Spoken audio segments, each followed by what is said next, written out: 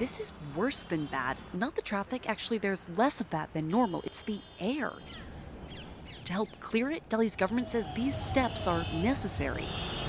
A temporary ban keeping odd-numbered cars off the road on even days and even-numbered cars off the road on odd days, an attempt to target a toxic problem, pollution.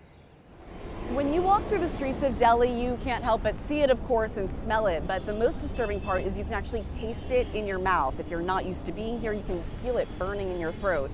In fact, the city's highest court recently said that living in Delhi was like living in a gas chamber. So those are the conditions that some 20 million people face every single day.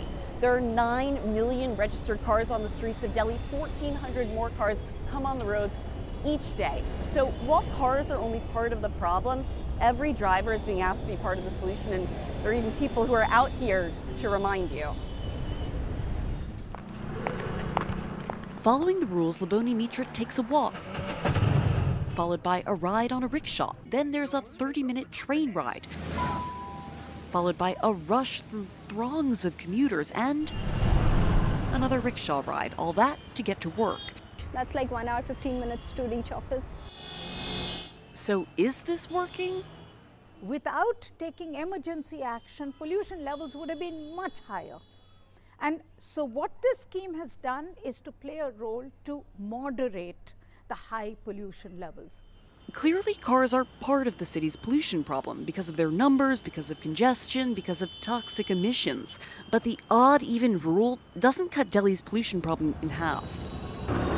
There are a lot of exceptions: public vehicles, high-ranking officials, motorcycles, and women traveling alone.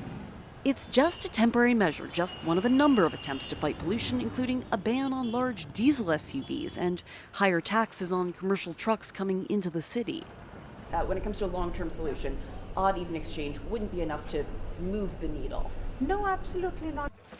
There's a consensus that too many other factors contribute to the city's pollution, and the more practical matter on everyone's mind: Delhi's public transit system couldn't handle it.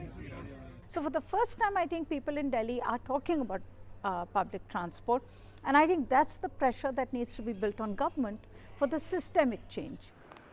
That would be the giant leap. Activists hope it starts with these smaller steps. Alexandra Fields, CNN, New Delhi.